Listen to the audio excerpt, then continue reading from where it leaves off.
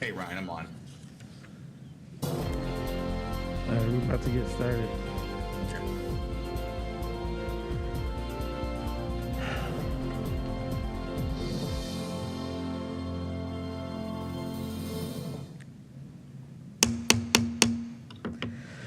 Good evening, everyone, and welcome to the regularly scheduled board meeting on 11 April 2022. It is good to have everyone here, and we're going to start off today's meeting with a roll call. Dr. Akbar? Here. Mr. Alexander? Present. Mrs. Autry? Here. Dr. Hall? Aye. Ms. Jackson? Present. Mrs. McKittrick? Here. Mr. Perry? Here. I'd also like to welcome our student board member, Alam Said from Early College High School. Yes, hello.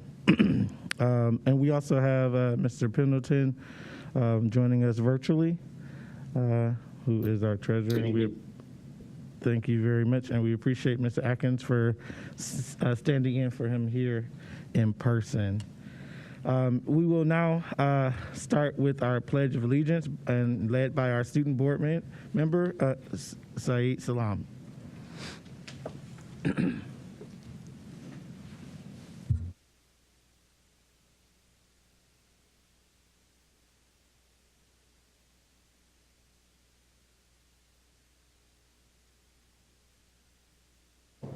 Liberty and justice for all.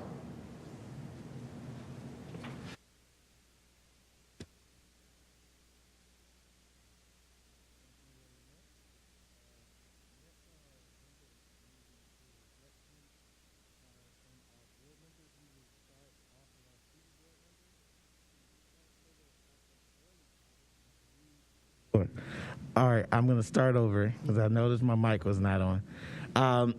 Thank you very much, everyone. We now move to our community and school reflections. We will start with our student board member, Salam Saeed, who is a 12th grader at Akron Early College, and I believe one of our first student board members, and is still with us and graduating soon. So we're excited to hear from you. Thank you.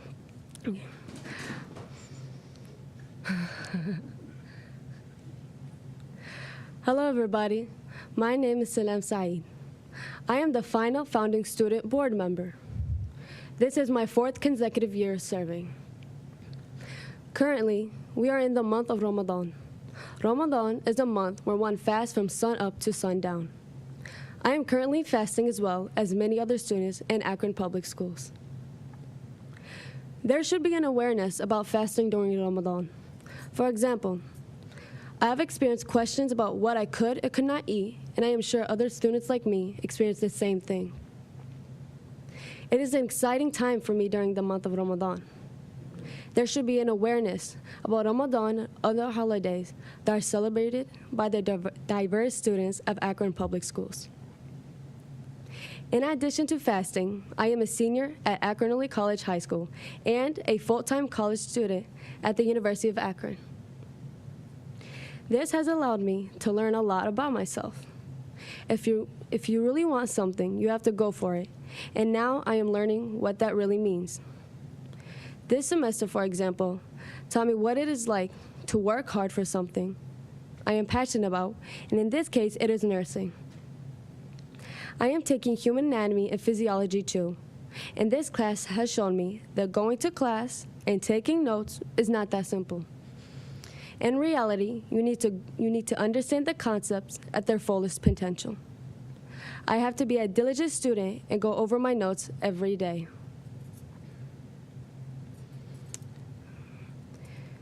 It is worth it because I will receive my high school diploma on May 5th, and 2 days later, on May 7th, I will receive my associate's degrees in arts. My goal is to finish my bachelor's degree within 2 years after receiving my associate, and then go straight into my master's program, which is an MSN Master of Science in Nursing. My goal is to have scholarships that pay my full tuition. I am currently eligible to receive the Innovation Generation Scholarship. I am the first person in my family to go to college. This experience will change my family's life financially. Because I received the associate's degree as an Akron Early College student for no cost, and hopefully scholarships will help pay for the remaining costs of my education, this will and has taken the stress off my family. My plan is to assist my siblings financially when they go to college. Students who are the first in their families to go to college need a lot of assistance. They need one-on-one scheduled time with their counselors to help develop a plan starting early senior year, like August. If students have dedicated scheduled time with their counselors and a plan, they are more likely to reach their goals. Parents also need help from Akron Public Schools in understanding their students' transition from high school to college. My parents did not understand what it takes to go to college, like completing college applications, applying for financial aid, and the time it will take for me to complete my college assignments so I can graduate with my associate's and bachelor's degree. I feel students in Akron Public Schools should learn what they are passionate about at a young age. When students learn what they are passionate about, they can take advantage of opportunities like Akron Early College and further themselves and their families. It is important that parents receive information and training about what it takes to go to college and to graduate from college. If students and parents get information and experiences early, then the students can be on their way to academic success, which can change them and their parents' lives for the better. Thank you for all the opportunities and experiences. On behalf of the student board, we wish all Akron Public students and their families good health. Thank you.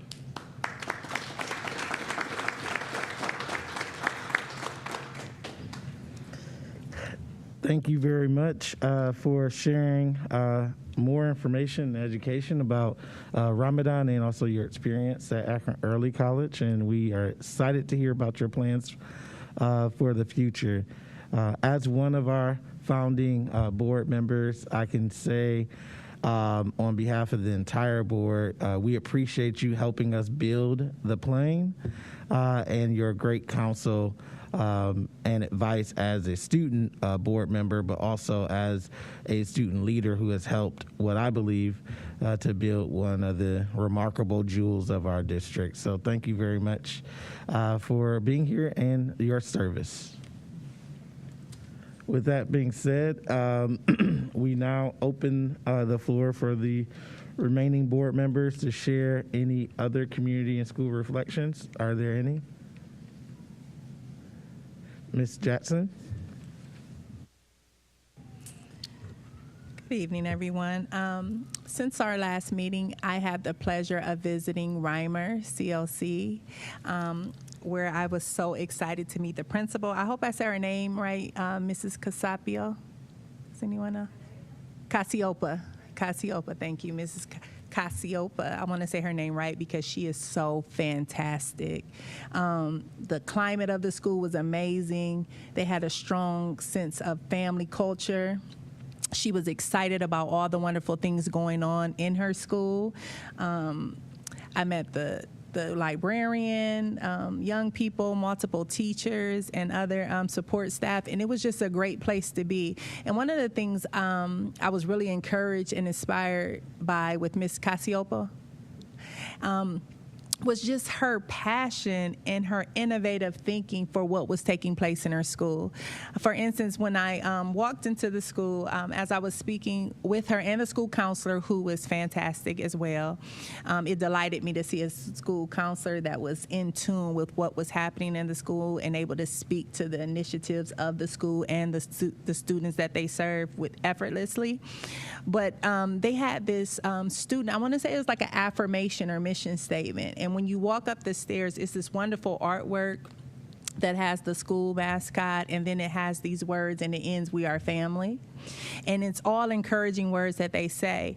And so the principal, she explained to me, oh, we say this every morning. My students recite this. And I love when someone is confident, because some people can fake it till you make it, but the real deal always comes out. And, it always comes out in the wash, right? So she said, oh, any of my students can say this. And I love confidence like that, right? And I said, oh, is that right? I said, okay. So as we're walking, I see the student ambassadors. I said, hey, can you recite to me your mission statement and turn and face that wall? And so they were nervous, right? But I said, either this lady is the real deal or we're about to see fire, right? And so they started. After the nerves settled and the counselor was there, said, you guys know it, say what you know. And they recited it succinctly with confidence, and I was delighted in it because it was all positivity, and it was reaffirming who they were as a school, what they were going to do as members of this family in this school, right? So I thought that was great. The students were also, they told me about being ambassadors, what they loved about the school, and I asked them questions like, well, what does it mean to be an ambassador? And they said, when people like you come visit, show you all the great things we're doing here. And I thought, absolutely, absolutely. So they were getting ready for their spring presentation, so I was able to see that type of practice. I also was so delighted to see their library fully stocked, and it was clear that they have a librarian that is engaged with the content that those learners are being exposed to. So I was just excited to see Reimer, and to be honest, before I joined this board, that was not a school that I would have been familiar with. And I said, this is definitely a hidden jewel in the community. And I was also excited because the principal spoke to me about her other experience as a social worker, and as a result of those relationships, she fostered the relationship to get the artwork in the middle of the hallway, which was from a retired art teacher. And I thought relationships and collaboration, it matters. But she also talked about the relationship that she has with the YMCA and how the YMCA is in her building after school and what they offer to her students. And so I just want to say kudos to those that are a part of the Reimer family, the staff, as well as the principal, because it really is encouraging to see great things like this happening in our district, strong foundational things happening. And as I've been visiting the cluster every week, I've tried to lay eyes on each school that I've been assigned as part of my cluster, and then I want to get to the other ones. But I'm very encouraged about the elementaries that I've seen so far, and I thought fundamentally the foundation that I'm seeing being laid in the elementaries, it gives hope. And it gives me a sense of focus as I start to visit middle and high school, because if they're this strong at elementary, there's no way that our output is not going to be strong if we're doing it right. So kudos to the Reimer family and Miss Casiopo. Did I say it right? I said it the best way I could, but it charged it to the head and not the heart, because she truly was a delight in her love for her students and her school. Her staff was just amazing, and I'm grateful to have met her, to be honest. I really am. All right. That's all I have. Thank you very much, Ms. Jackson. Anyone else? Ms. Autry. Thank you, Mr. President. Since we last met, I had the pleasure of attending the Creative and Culinary Arts Student Showcase last week. And for those who aren't familiar, it was a collaboration between Akron Public Schools, our college and career academies, and the North Hill Community Development Corporation. And so the Buchtel Culinary Arts Program, under the direction of Holly Henderson, their students provided wonderful food that evening, and then the art students from Jennings and North CLC had art displayed. And I just wanted to acknowledge that this was a quality event. It was really well attended. It was exciting. I got to meet with several students. I told them I'd give them a shout out. Manfred, Malia, and Aja, they had wonderful art, and they really, had their heart into it. And Mrs. Peyton Young, their art teacher, is doing a really good job with them over there. And so it's just a really good example of that collaborative effort. It really was a good event. I had the Thai chicken pea curry, sauteed vegetables over jasmine rice. It was delicious. I wanted the soul rolls, but they sold out really quickly.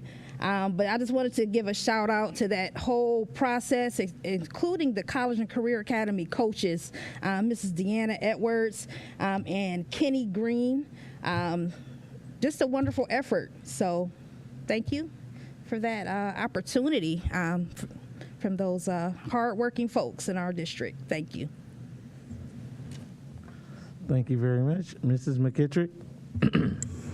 Last Monday, I attended Project Grad's March Gradness. And what a wonderful event that always is. It's always so much fun, and it's a really relaxed, fun atmosphere, and it's not stuffy, if I'm allowed to say that. It's people walking around, having fun, playing Family Feud. It's a really great event, and the work they do really helps kids. So thank you to Jackie Silas Butler and her entire team for putting on such a wonderful event. Thank you very much. Anyone else?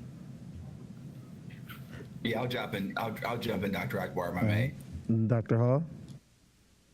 Yeah, and apologies, I'm not sure how to raise my hand on here, so I'm not sure if you guys would see it, but anyways, I'll just interrupt until you guys tell me to stop doing otherwise. I just want to echo what Ms. McKittrick was talking about. I was also at the Project Grad event as well, and I just wanted to piggyback off what you said. The Family Feud. All I gotta say is that APS, we got to get our game up, because I don't think there was a single APS Family Feud team. And so there was, I apologize, but I was watching it pretty closely and I didn't see a single APS Family Feud team. And I think next year, like, we need to have a team. The board needs to get a team, and we need to dominate that event next year, because from what I saw, I think we could dominate that event very easily. I think we just selected you as the leader of the team. So, and I am competitive. So I was scouting, the other teams. So I think we can take them. So anyway, those are my comments. Thanks for indulging me. Thank you very much, Dr. Hall. Any other comments? All right, I will save my reflections for my report. So we will move to request to address the board. Here we have one individual here to address the board. Just to give some background for everyone, we are excited whenever anyone wants to come address us. We just wanted to let you know that typically we don't give a response, but we may direct you to a specific staff member through the superintendent to follow up. Also, we give you have 3 minutes to share your thoughts, as long as it's not a direct grievance for a specific staff member or something about a specific student incident. We will hear those. If it's one of those two that I just mentioned, please let us know, and we will go into executive session and hear your grievance at that point. With that being said, we do have Fran Wilson here to speak with us today. So if you want to come to this podium here, Mr. Lawson will make sure that it's on and working, and then you'll have 3 minutes to share your thoughts. Thank you for joining us today, Fran. Yeah, thank you for having me. My name is Fran Wilson. I'm a West Hillian in West Hill. I'm a 4th generation Akronite. My pronouns are they, them. I've come before the board to ask you to please consider a resolution to oppose House Bill 616, which is on its face racist and is very dehumanizing for the queer community. I was in 3rd grade when I was first bullied and called gay on the playground at recess. At that time, I had no idea what the word gay meant, and it felt like something dirty and wrong. In 5th grade, I was pushed in the hallway and called queer. At that time, I had no idea what queer meant, and I felt confused for being approached and attacked with something that I knew nothing about. It wasn't until I was 17 years old that I met my first openly proud queer person. And I didn't know that was an option at the time, being open and proud and queer. And I slowly began to realize that I actually started to relate a lot to that person. I started to come out at 21, and it's been a tough journey of identity and home and faith and family and community. Today I stand a proud, queer Akronite, a non-binary Akronite. Someone who wishes that they would have been educated to understand what gay and queer meant, so that I would have heard it in a safe schooling environment instead of having it spit at me at my elementary school before even I knew that I was queer. So I'm asking the board to please consider a resolution to oppose the atrocious Ohio House Bill 616. Thank you for your time. Thank you very much. Thank you.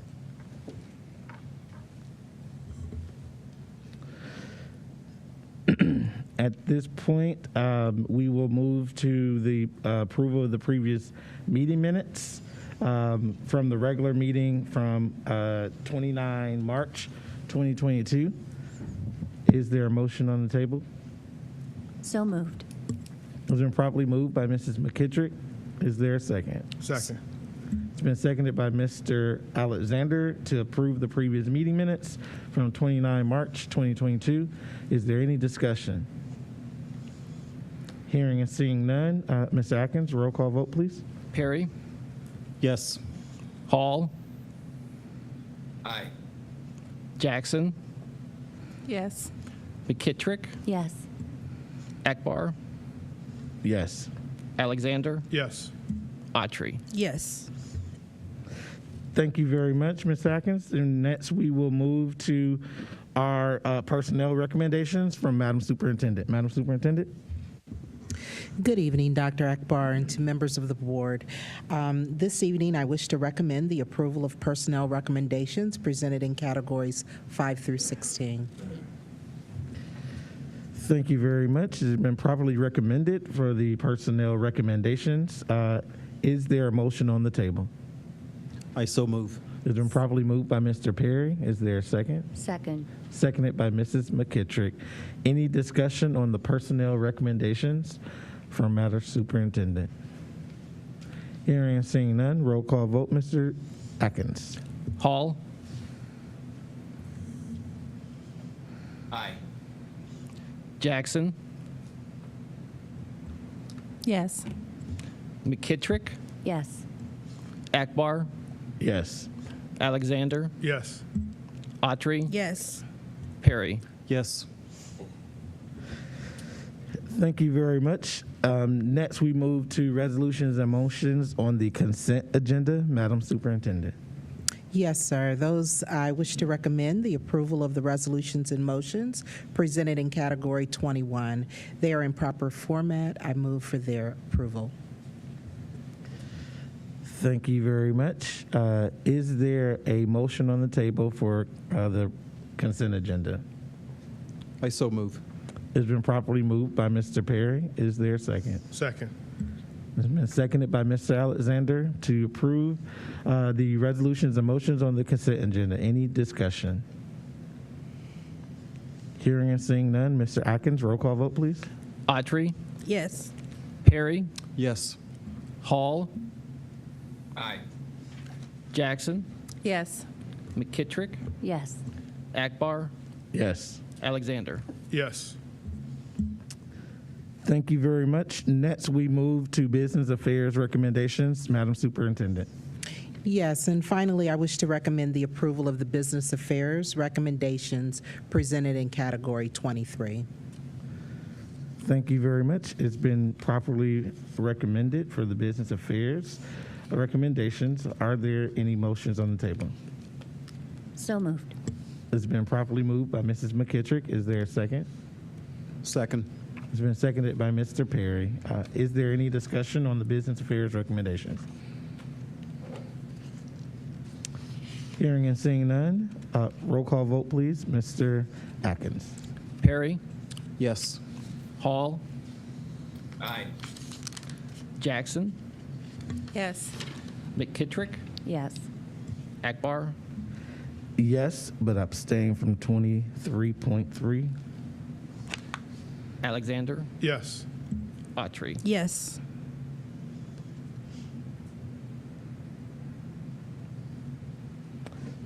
Thank you very much for the approval of the business affairs recommendations. We will now move to our superintendent's report. Madam Superintendent.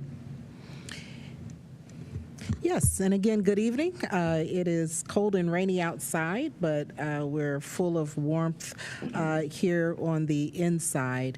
As you noted in your recallings of your visitations and things of that nature, there's a lot of positive activity that's been occurring in our schools and through our staff members. So we're very, very fortunate to be able to lead in a district with so many talented adults and students.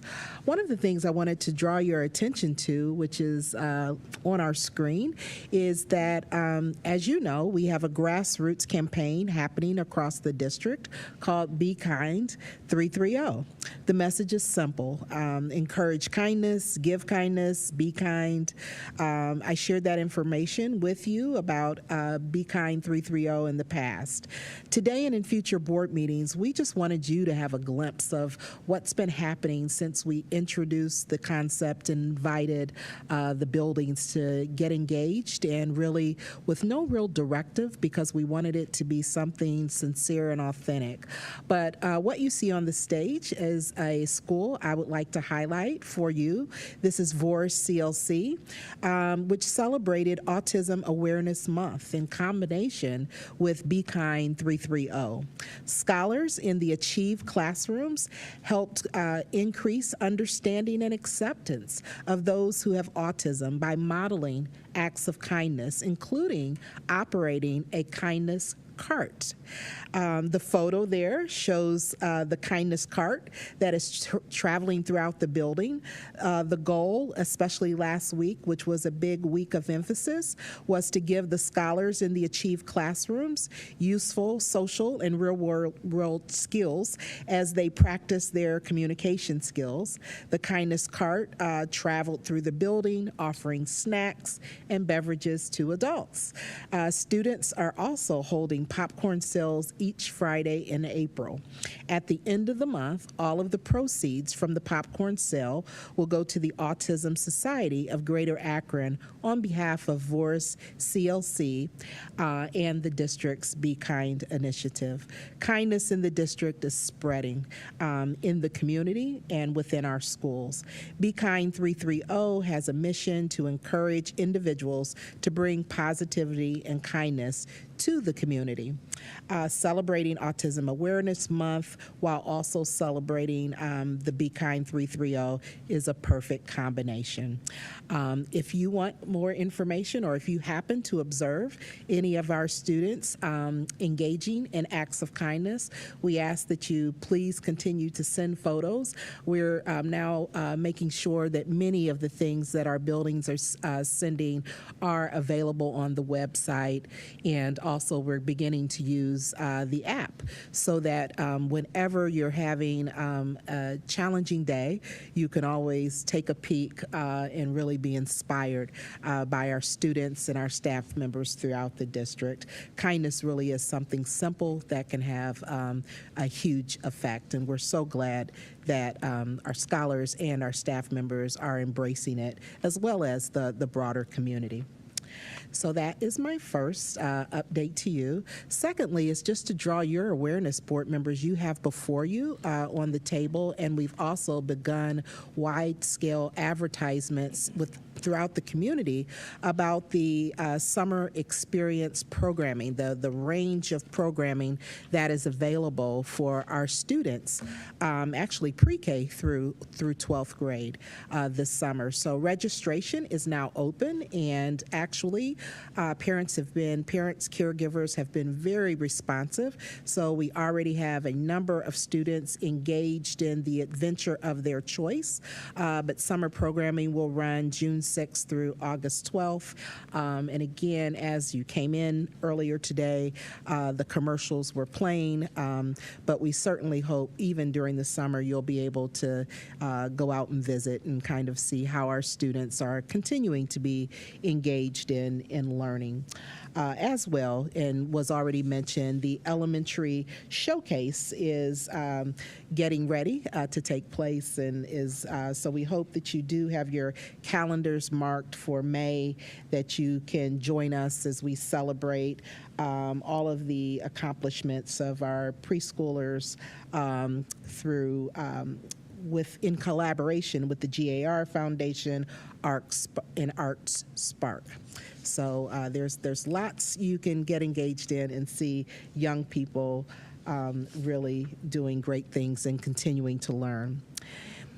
As a feature of tonight's board meeting, I've asked some of our colleagues to join me in sharing a set of new programming that we're offering to ensure that we are supporting, whether it be our parents or young people still in the community that really want to upskill themselves. So I'm going to ask if Rachel Teka would join me, and then Mrs. Stancy Sykes will also be joining us, along with one of our valued partners from Connexus. They're going to share with you how we are extending the knowledge, services, and relationships of our college and career academies to others in the community.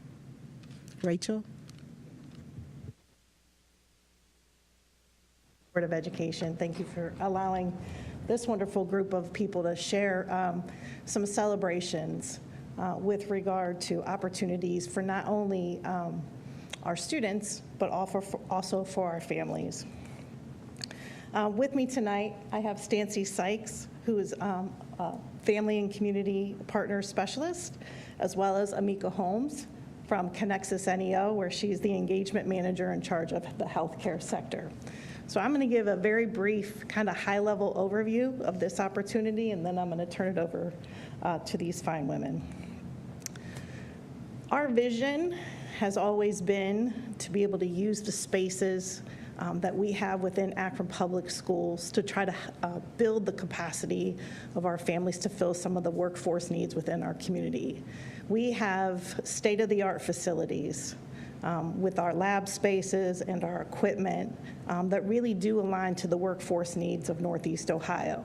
So when you think about our manufacturing space, our IT labs, our healthcare pathways, the vision has always been, we use them from 8 to 3, but there's also additional time in the evenings that is available to be able to, maximize that space that really help our communities continue to grow. So in the initial phase with the Hewlett Foundation grant, we put a strategy around that. How can we utilize our spaces to really provide some opportunities for additional learning for our families and our community? We tried a couple different pathways that didn't get a lot of traction, to be honest with you. We had an opportunity around manufacturing. We had a little bit of opportunity around IT. That was a little bit more difficult to get some traction with. What we did get a lot of traction with was in the healthcare sector, which is fantastic. It's a huge need in our community. And so I really wanted to have the opportunity to share that great work that Stancy Sykes, Beth Winter from my office from College and Career Academies really worked collaboratively to design this opportunity, and then Amica came in and added an additional layer. So we're going to share that with you tonight and be around to answer any questions you might have. There you go. All right. Just to give a little background about Connexus, for those of you who may not know, we are a nonprofit organization, and we make the connection between system partners to build a thriving workforce in Summit County. Our three main sectors that we focus on are healthcare, technology, and manufacturing, which I oversee the healthcare. And what we do is just convene some of our partners, whether it's employers, whether it's education partners, whether it's government entities, to just hear about some of the workforce needs that they have and come up with innovative solutions around workforce development and programming. We also serve as a strategic partner with College and Careers Academies through Akron Public Schools to also serve as public service, arts, business, and communication. So really, how we got to this point was we all know that COVID-19 has taken a huge impact on healthcare. So we listened to our employer partners, and we also just listened to some of the challenges they were facing around recruitment and retention. People were leaving healthcare every single day, and it was hard to get those spots filled and make some of these frontline positions attractive. So we really honed in and focused on the STNA position and how can we make this this position attractive to recruit people to enter into the workforce that are interested in getting into healthcare and using that as a stepping stone into healthcare, and also just letting people know that these jobs are essential as well as good jobs. We also convened some focus groups in the community. We conducted them with community members just to listen to why people were leaving healthcare and why people were not going into healthcare. And some of the things that came to light were about the wages that people were receiving as well as the culture of the workplace. So the response that we had, with some funding that we secured through the National Fund for Workforce Solutions, we introduced some initiatives to our employer partners based on some of their workforce needs. So we offered some of that supervisor training, which helped to focus on managers to create that culture, an inclusive culture for frontline workers. And create a supportive environment. We also introduced success coaching for new hires within their first 90 days to give them that person that they could connect with to overcome some of those barriers. So whether it was childcare, whether it was transportation, they knew exactly who they could go to just to kind of ease that brunt of being new in this position. We got the demands of COVID. We got, managers who may or may not really understand the culture. So just anything that we could do to help people stay in healthcare, because we know those first 90 days of employment are very, very crucial. And then also we pitched a community campaign to recruit and train 125 frontline workers. So whether it was medical assistant, whether it was nursing assistants, nurses, and especially focused on Black residents in the community, because that's where that culture piece really came about when we had those focus groups, that a lot of the Black residents did not feel appreciated and supported in their positions. So this is going on through May of 2023. And again, the little diagram just kind of outlines what I'm saying. So we connected with community partners to connect and recruit in the community. So this is where APS and Ms. Sykes has been a great influence to what we're doing. Training them all. So all of our training is conducted through Stark State University with the STNA training, which takes about 5 weeks long. And then also connecting them with those employers that we work with on a daily basis through our healthcare sector partnership to get these people into jobs. So a little bit of progress that we have thus far. So out of our goal of 125, we currently have had 67 enroll since the fall of 2021. Out of those 67, 7 have been current APS students. So some of those senior students, they have taken advantage of this opportunity and enrolled in the STNA training program, as well as 27 members, whether it was APS alumni, whether it was family members or community members of APS. With the work of Ms. Sykes, she was able to recruit 27 of those people to enroll in the program. 80% have completed training thus far. So I just want to talk just really, really briefly.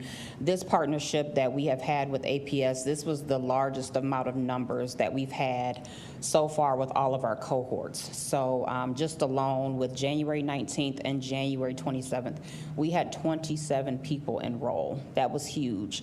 Now, because of this momentum that we have going, Stark State is really working with us. How can we get partners involved? How can we mimic the great work that Akron Public Schools has done to support our programming? So right now we have a open house, which is coming up May the 10th from 1 to 4, where we're recruiting more community members to come learn about the STNA program and some of the supports that go along with the program. So now I'm going to turn it over to Ms. Sykes to talk a little bit about how the program worked and some support she provided to families. Thank you. Thank you, Amica. Okay, so I just want to share briefly with you some of the highlights. There's so much that went on, but I do want to point some things out for you. So we did begin with the information sessions just to give the community some information about what to expect. What are we going to do on our end from APS perspective, and what you can expect as a student in the program. So we also invited them to register at that information session, and also make a plan to participate and move forward. We ended up with 2 cohorts, a day and an evening class, and it was, when I counted out the weeks, it was 8 to 9 weeks for the program participants. And as far as the STNA training, they had classroom training, they also had hands-on experience in their labs, and also some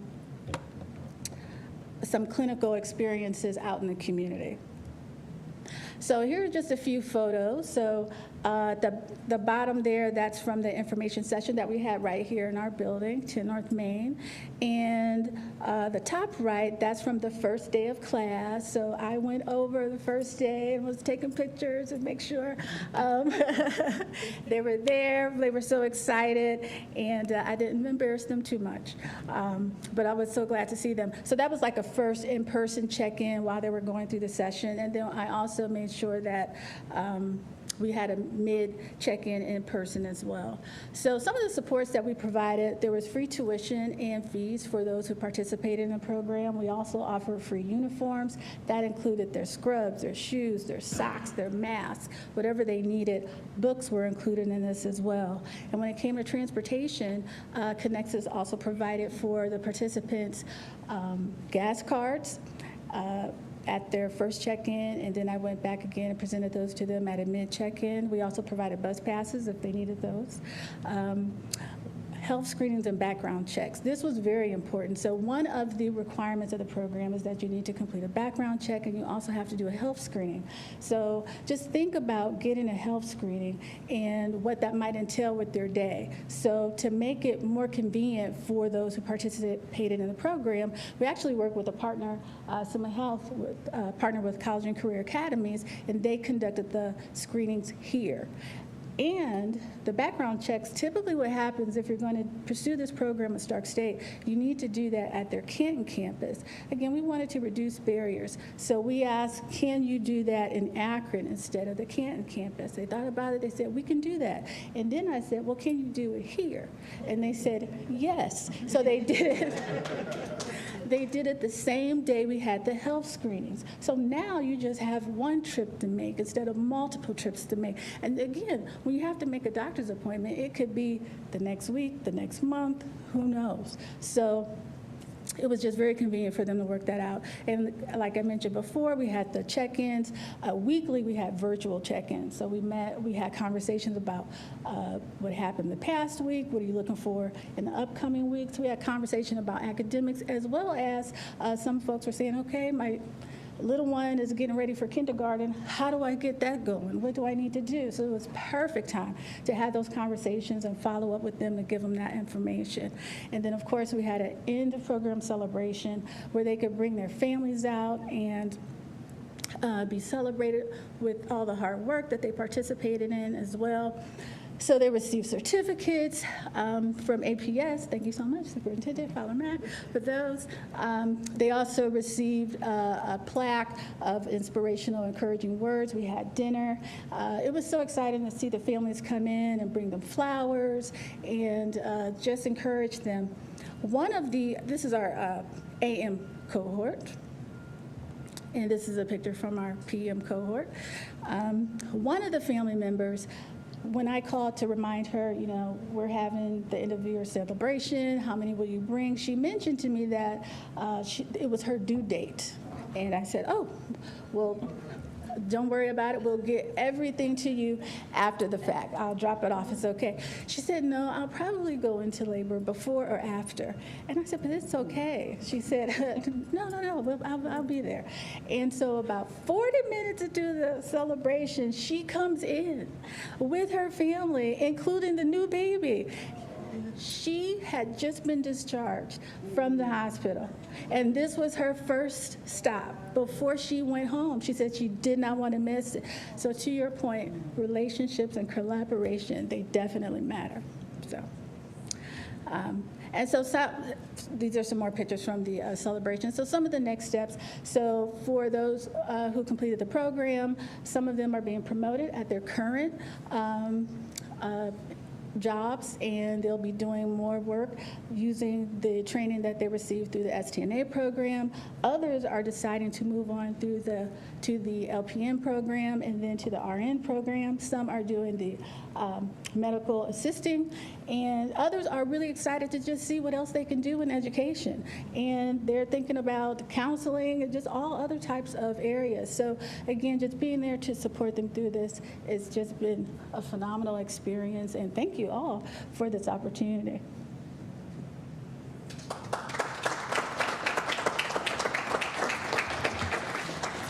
Thank you for sharing that opportunity that's been, again, made available to our parents, to our students, things of that nature.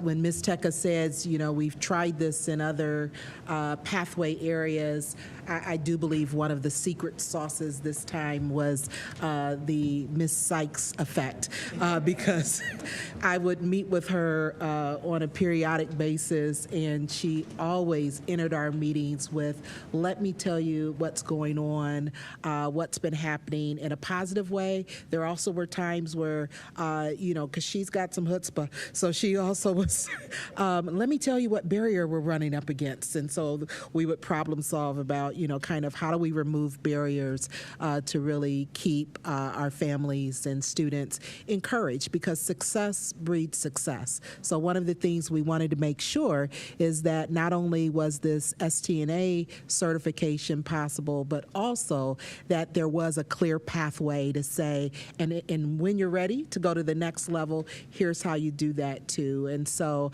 I think the model is something we will continue to perfect. We already know through our college and career work that having the supports available and having someone to cheerlead for you, and also expect, you know, the best, and expect you're going to attend and follow through, things of that nature, that makes a difference. So again, thank you. Thank you, Connexus. You all just are fabulous partners all the way around. So we really appreciate all that you do too, Amica. So board members, that is my report. Thank you very much. Next, we will move to the president's report.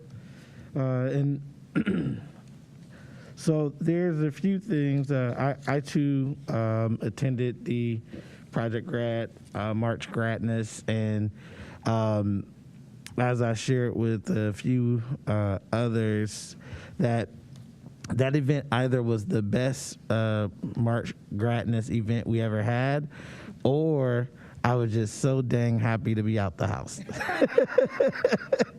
I think it might be a combination of both. It really was a great event. The food was phenomenal. I also could have been very hungry. And the games, I didn't win the 50-50. Kind of sad about that. But it was good to see Miss Jackson up there, and getting all of the cheers for her outfit. So that was pretty awesome. And so it was really just fun, but at the end of the day, it was for a good cause, raising money for some outstanding students to go to college. And at the end of the day, if you can have fun and send kids to school and have a better future, I mean, it got to be the best thing in America, right? So I'm really excited to attend that.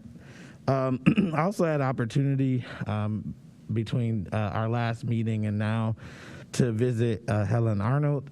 And that school is obviously named after a former board president, but also just the school's energy is really changing and transforming in a positive way.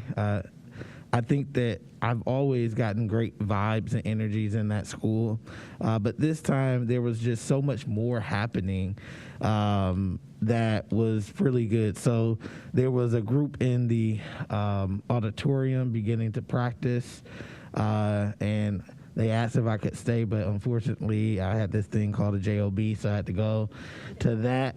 But it was just really good to see all the students and the energy.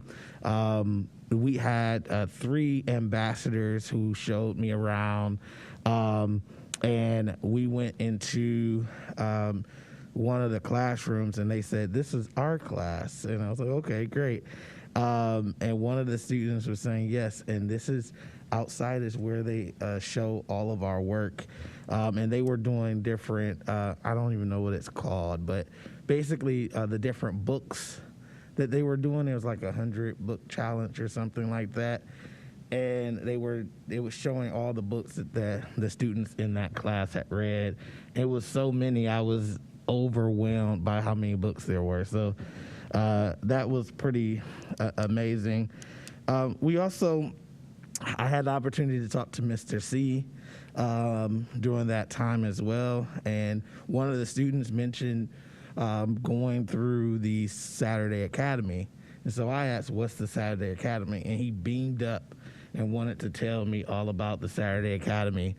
And I think that the Saturday Academy, and I already talked to Madam Superintendent about this, is really a diamond in the rough and a great best practice. They do it to get students ready for the test. However, I think that is a great thing just to think about for students so that they don't fall behind as well. And I'm just wondering how can we extend that in other schools, but honestly offer it more often. But either way, his energy was great before we started talking about Saturday Academy, but then once Saturday Academy came up, I learned a lot about it and what he's doing and what the students are doing with that. So I just wanted to share that experience with everyone.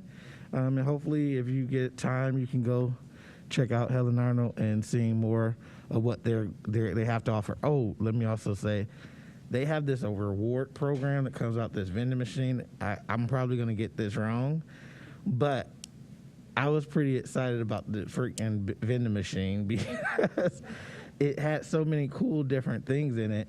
And they get, I'm going to call them coupons or coins. I think they're coins. Whatever. They get certain things for doing different great things and learning part of their year. And they get so many, they can go redeem it at the vending machine. And I thought that was pretty phenomenal. It wasn't there the last time I was there, and I think I was there in like November or something. And so it was just kind of cool to see some of the great new things. So I just wanted to share that as well. With that being said, I do have one other thing that I wanted to share with the board. So, and actually we had one of the speakers talk about it. I wanted to share a little bit about just my thoughts about what we as public education advocates should be thinking about and caring about. And so I wanted to just read this statement in regards to House Bill 616, which is somewhat of a combination of Florida's Don't Say Gay, and then also the House Bill, I think it's 327, and it is really just an abomination of a bill. And I wanted to just share this with everyone. So I firmly believe that public education should uplift all, regardless of race, sex, gender identity, socioeconomic status, or physical, cognitive, or emotional ability. Public education in schools shouldn't be a place where fear resides, but should be a place for compassion, respect, and dignity. Hateful rhetoric and discriminatory actions have no place in public education and shouldn't be legislated. H. Bill 616 is a hazard to children and to the existence of public education. The bill stokes the flames of some adults' deeply held hatred, divisiveness, and fear-mongering that doesn't belong anywhere near our education of our youth. This country is vast enough for everyone to live, learn, and grow. We should celebrate everyone's uniquenesses and individuality instead of trying to find ways to erase people's existence from the curriculum. At a time when a pressing issue in education is ensuring all students see themselves in their schools and in the classroom, this bill combines the disgusting pieces of other divisive bills and adds language from the repugnant Florida bill. This bill is an endangerment to children and the purpose of public education as a tool for the advancement of all people. We all should be concerned about bills like this and the negative effects that it have on our children and the assault on the respect and civility we should be promoting as a society in general. This kind of mendacious propaganda masked as legislation has no place in our state nor our school. It undermines teachers and places our schools as a target of aberrant politics, which is inappropriate, I believe, for our schools, for our youth, and what we should be standing for as a society. And with that being said, that's my personal statement. And I wanted to open the floor up now to really have a conversation around what I believe is our duty is to protect all of our kids and our system. And the laws that are made in this state do affect the decisions that we make and what we do. And so I thought that would be good if we could talk a little bit about our appetite to consider a resolution at our next meeting to oppose House Bill 616.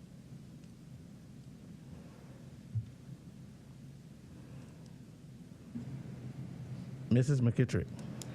I would support a resolution to oppose House Bill 616. Thank you very much. Oh. And I also think that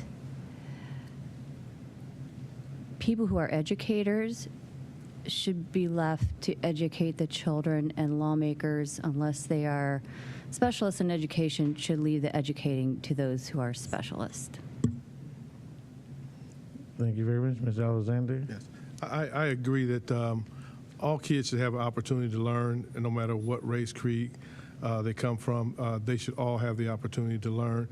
They shouldn't be, as stated by our speaker today, or our person who wanted to speak today to the board, stated that how he had to go through some traumatic times because of his identity, and that shouldn't happen to any kid because it hurts kids and hurts them in not just that time, it hurts them in their future. And so I do believe too that these students should get the best and have the best that they can get, and we should be protective of our students and not allow legislators who want to put some type of legislation that will hurt our kids into the school system or any school system, so that it would cause more problems than it would allowing the kids to have a safe place to get an education. So, and I don't know a whole lot about the bill yet. I haven't read it. So if we do need to oppose it, and it's something I feel strong about, I would agree to oppose a resolution as well.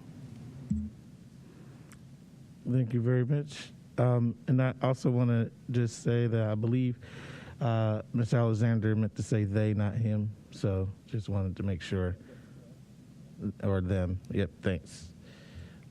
Ms. Jackson. As Mr. Alexander said, I would want to read more up on the bill. I just started to peruse it a bit when it was mentioned. However, I think all students should be safe at all times in school. And as I understand it, we have policies in place and against bullying and harassment. And based off what was shared about the experience in school, it sounds to me that that can be deemed as bullying and harassment.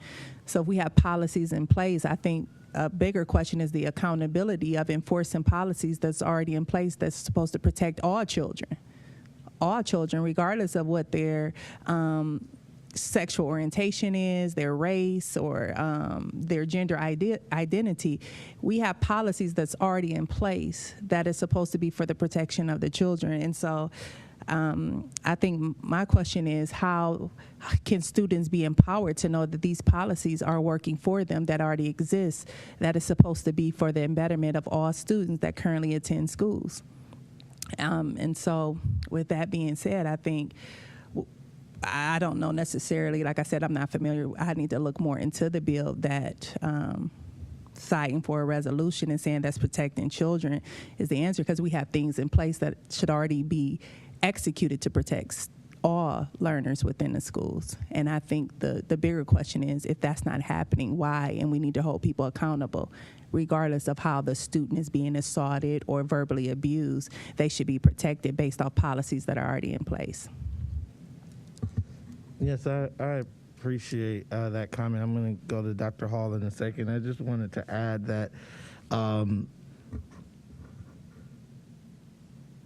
unfortunately, people's hatred knows no bounds. So the kindness and fidelity to education and providing the sanctity of safety for the school environment for every kid is not the will of everybody. And I think that what opposing bills like this do, just like we opposed the horrible decision by the state school board, and also did our resolution to say public racism is a public health crisis.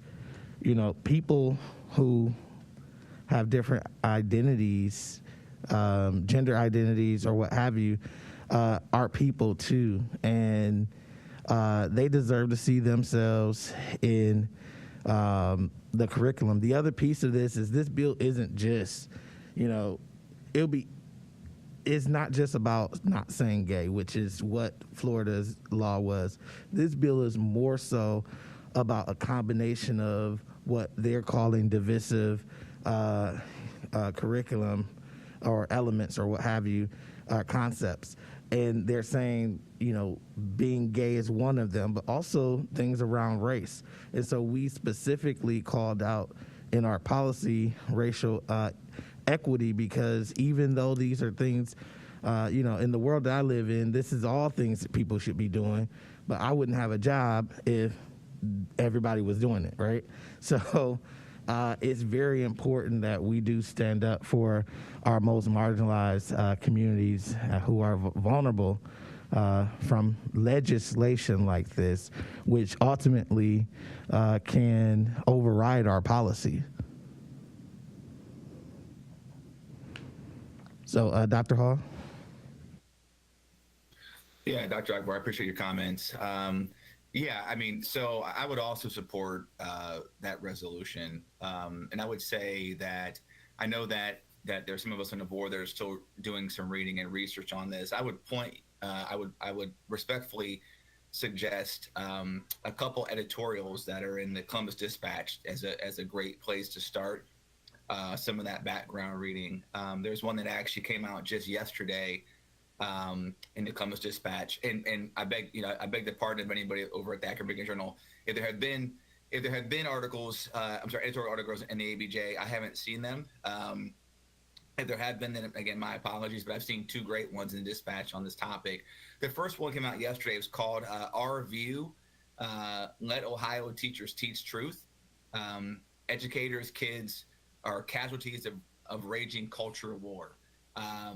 Which is a great which is a great title. The second one that is, I think came out a few days prior to that, was an editorial that talks about, I think the title was Our View, Ohio's LGBTQ kids would be forced in the closet while the lawmakers don't say gay copy. So again, so those are two editorials that I would, respectfully, ask folks to take a look at or read through. If you're looking for some background information and a really interesting, and I think very fair and pragmatic, honest look at House Bill 616. Dispatch, again, a great source to read through. I'd love to see the ABJ put something out on this. And again, apologies to them if they have and I just missed it. But I would like to see our local paper also weigh in on this topic and at least try to educate some folks on it here locally, because not everyone's looking at the Columbus Dispatch on a regular basis. But yeah, so I'd also support a resolution opposing that as well. So thank you for your time. Thank you very much, Dr. Hall. Anyone else? Okay. Did you have something? Yes. No, I just wanted to state that I haven't had the opportunity to delve deeply into, the bill. I just know a little bit of what I heard in its relation to the Florida bill, which is not something that I would support. And so if it has any similarities to that, I would certainly support a resolution against those types of thinking and ideas for our schools. And to Ms. Jackson's point as well, just knowing what we already have in place, making sure us as a district are, already making sure that those types of, things aren't occurring within our district. But as a, public education advocate in general, certainly that's not something I would, be against that resolution. Thank you very much. Mr. Perry? Mr. President, I'm certainly against House Bill 616. I think it's instructive for me if you read the actual language of the concept. Divisive or inherently racist concepts include diversity, equity, and inclusion. If that's not racist, I don't know what is. So I strongly support what they said, coming in here and giving us, their thoughts about this, and it's racist. It just is. Thank you very much. So it sounds like the majority of the board at least wants us to consider a resolution at our next meeting. So I will work with Mr. Pendleton to bring forth that resolution for your consideration. So with that being said, that will conclude my report. Any questions or further discussion? Hearing and seeing none, we do have Mr. Pendleton virtually. I believe he's giving his own report, but I want to make sure that's accurate.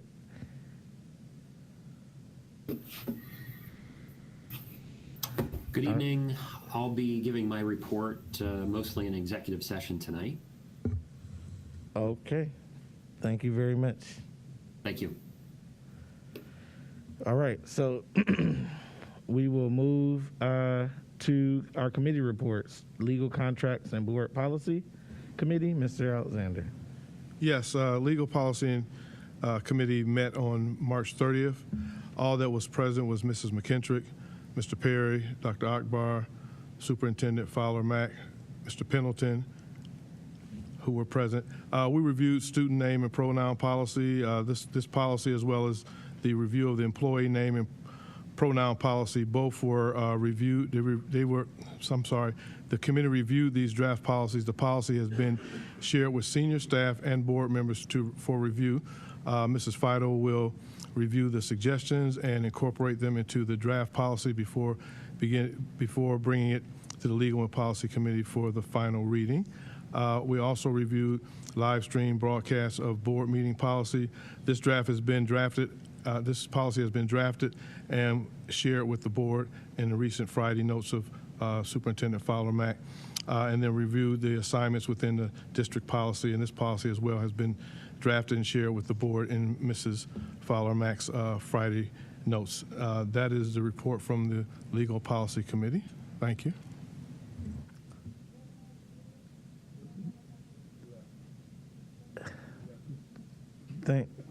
Thank you very much. Ms. Jackson? Let me add an amendment. Mrs. Jackson was there briefly. We love you. All right, any questions for Ms. Alexander? Okay, hearing none, we will reflect that Mrs. Jackson was present for that meeting. We will now move to Finance and Capital Management Committee. Ms. Autry. Thank you, Mr. President. And so at our most recent meeting, we just discussed the ongoing work towards our upcoming May forecast and ESSER plans. We will be presented with these items, the board as a whole, over 2 meetings upcoming in May.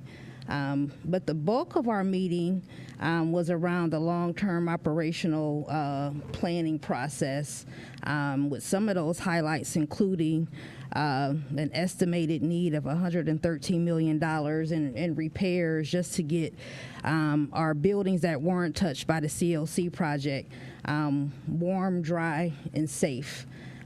So those are just some basic needs. We've been doing a lot of patching up over the years, and I think Madam Superintendent stated we're doing patches on patches now. And so that is something that needs to be remedied as we're moving forward. Also, there was a lot of discussion around the Kenmore Garfield building that continues to be very important to that community as well as everyone else. And so there was a lot of robust conversation around that topic that's going to be ongoing. We're going to be having to make some really, tough decisions as a board moving forward. So that's kind of what we discussed. I don't know if Ms. Jackson has anything she'd like to add, or Dr. Hall, who was also there. I will probably defer to Dr. Hall because I think he had some great insight concerning the Kenmore Garfield current building. So. Yeah. Thanks, Ms. Autry. Thanks, Ms. Jackson. Yeah, happy to weigh in. Yeah, I think as a part of that robust conversation, I think we talked about the deleterious impact that closing that building is going to have on the local economy. We talked about there being a people cost and an economic cost. We talked about some of the concerns around crime, that can spring up around closed buildings. We've seen it already in other parts of Akron where buildings have closed. And as I recall from that meeting, I know that we had a conversation about trade-offs. And that if we're going to make it a priority to address the Kenmore situation in a more immediate way, that could require us making some trade-offs because you can't do everything all at the same time. So while we have the capacity to do some things concurrently, we can't do everything concurrently. And so I think that's where my recollection is that's where we left it. And I think we're eagerly waiting to see some options on what a plan, including those trade-offs, is going to look like and how we address that. So those are my comments, and thanks for giving me the opportunity to weigh in, Ms. Autry. That's all. Thank you very much. Any questions for Finance and Capital Management? Hearing and seeing none, we will move to instructional policy and student achievement. Don't know which of the trio will be doing that, so I'm just going to turn it over. Whoever starting will start. I'm going to start with Ms. Autry. And so at our most recent instructional policy meeting, we did hear an update from Mrs. Tecca regarding the process of the board approval for graded courses of study that get pulled down from the approved career tech education courses from ODE. And then she did send a video to all of us regarding that as well. So if you haven't seen that yet, certainly take advantage. But essentially, we are expanding the course offerings that we have for our pathways. And so I learned, I think I already knew this, but I was refreshed, that our advisory boards at each school help decide what those courses are for our pathways. And so that's expanded for our health sciences pathways. I'm correct. And so that was just one area that we did discuss at instructional policy.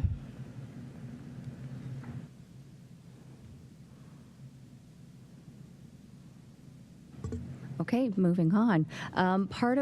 We had a presentation from Josh Allen about a new program that will help us with attendance, because we've had some significant attendance issues, particularly in the COVID era and coming out of COVID. And so this is a free program to Akron Public Schools from the Ohio Department of Education, and it's called the Engage Ohio Attendance Recovery Program, and it's support for students who are chronically absent in K through 12, no cost to APS through 2023.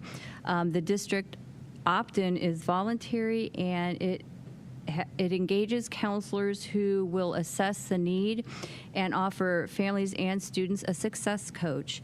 And the outreach includes phone calls, texts, social media, and the U.S. mail, free one-on-one support to students and families to help manage academic and social emotional barriers, to try and get to the root of why kids aren't coming to school and how we can help fix that.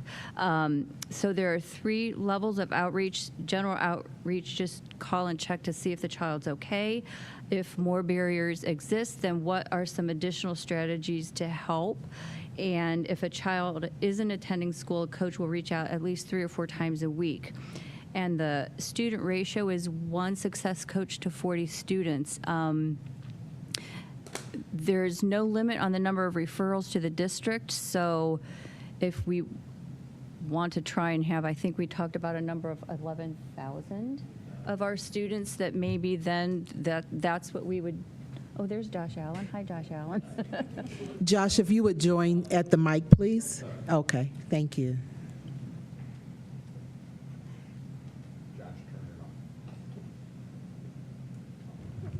We talked about, is it on? We talked about 15,000 students. A little over 50% of our students are chronically absent and or close to. And we just want to make sure that outreach is reaching to as many kids as possible, especially when it's free to our district. Good. I just think we have 2 things that we still have to have. 1, approval from the board, and 2, the data sharing agreement signed for this to happen. Okay. You guys have any questions for me? Questions? Thank you, Mr. Thank Allen. you. And then, as always, in your board packet, please have a look at the Family Resource Center, the Stay in the Game, and the I Promise School updates. And that's all for us. Thank you. Thank you very much. Any questions for instructional policy and student achievement? Okay. Thank you. Moving on to Equity Committee. Dr. Hall.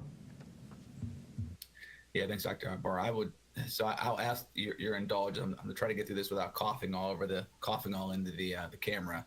I may not be able to do that. Anyway, so we had a great meeting on Wednesday, April 6th of the Equity Committee.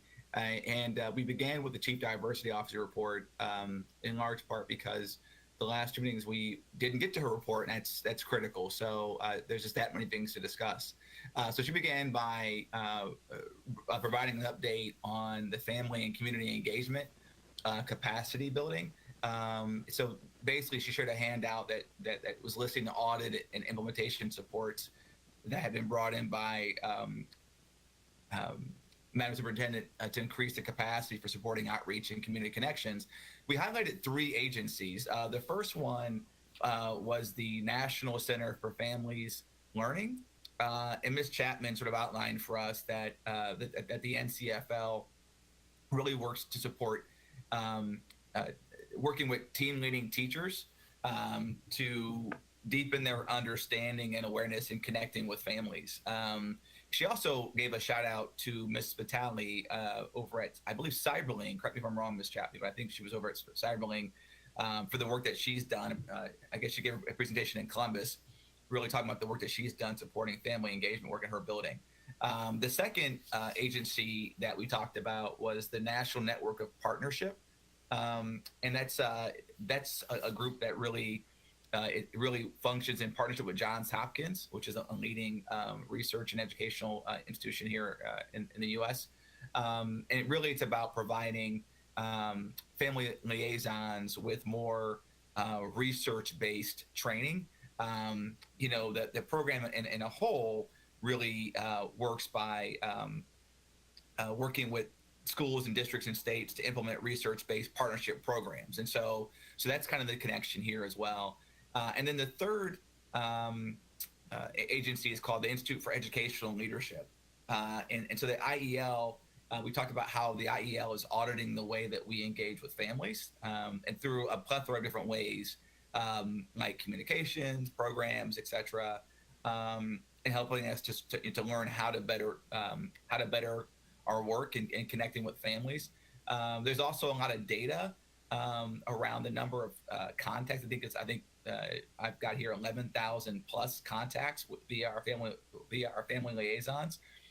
So we have a great deal of evidence around sort of what's happening with regard to service referrals, resource connections, attendance, and additional needs around creating additional support structures. And some of the new positions that this board has approved in recent weeks will also be supporting that work as well. Which led me to ask the question, you know, what does creating family engagement look like outside of the buildings with family resource centers? So many of you know that we have 4 places in which we have family resource centers: Mickey Bright, Helen Arnold, Robinson, and North. And so, but for me, you know, one of the blind spots that I had was, well, what does it look like outside of those 4 places? And so we had a great deal of conversation around the role that building principals and counselors and teachers play in providing those additional supports and connections in buildings where and the plethora of places that we have outside of those 4 places that need that support. I think we've said here before that honestly, if we could afford to put them in every building, we would. You know, so that was really a really robust, very robust conversation around that. And then also we talked about in the superintendent's report, she shared with us the latest version of the Excellence Through Equity vision document. I think we're just about done with that document. I think it should be pretty close to ready for prime time here very, very shortly. And this basically serving as the foundational document that sort of draws from this board's previous actions around the 3 for 3 and as Dr. Akbar mentioned earlier, our resolution declaring racism a public health emergency, and some of the earlier work that Mr. Alexander has done as well, going back to 2016, 2017. So again, really drawing from all the good work that we've been doing for the last several years in creating these documents, and then moving the work forward, right? And so that first document's just about done, and then we were talking about connecting that through with our theory of action. And so the theory of action is really what focuses on the district services and supports that we use to develop action and outcomes and implementing and achieving the vision that's outlined in the Excellence Through Equity guiding document. And the key thing here is that it provides accountability at every level. So it's central office support, it's principals, it's our educators, which is inclusive of all teachers and support staff, and then our scholars, our students as well, right? So everyone has their part to play, you know, and so that accountability at every level is crucial. And I think Ms. Chapman also mentioned that the theory of action has enjoyed a wide support among senior level staff, and they've got some great feedback as well. So I think that's where I would conclude my remarks. And I'll defer to Mr. Alexander if there's anything that he'd like to add. I'm sure I've probably missed something. Mr. Alexander? No, I think you hit it had it all together, Dr. Hall, and hit all the points that we discussed during the meeting. So thank you for doing a great job. Okay, roger that. Thank you. Thank you very much, Dr. Hall. The only thing I will add is I know we discussed making updates to the document to focus on the commitments that the system will make, as equity is not achieved without the system making commitments to allow for it to happen. So we're looking forward to those modifications at our next meeting. With that being said, any other discussion for Equity Committee? Okay, hearing that, that concludes our committee reports. As there's no unfinished business or new business to come before the board, We do have a need to recess into executive session. So the chair will entertain a motion to recess into executive session pursuant to Ohio Revised Code 121.22G1 for the purposes of considering the compensation of a public employee or official of the school district, and G4, preparing for negotiations. So moved. Thank you very much. It's been properly moved by Ms. Autry. Is there a second? Second. Been seconded by Ms. Alexander. Any discussion on that motion? Hearing, seeing none, we'll do a roll call vote. Mr. Atkins. Jackson, Yes. McKittrick, Yes. Akbar, Yes. Alexander, Yes. Autry, Yes. Perry, Yes. Hall. Aye.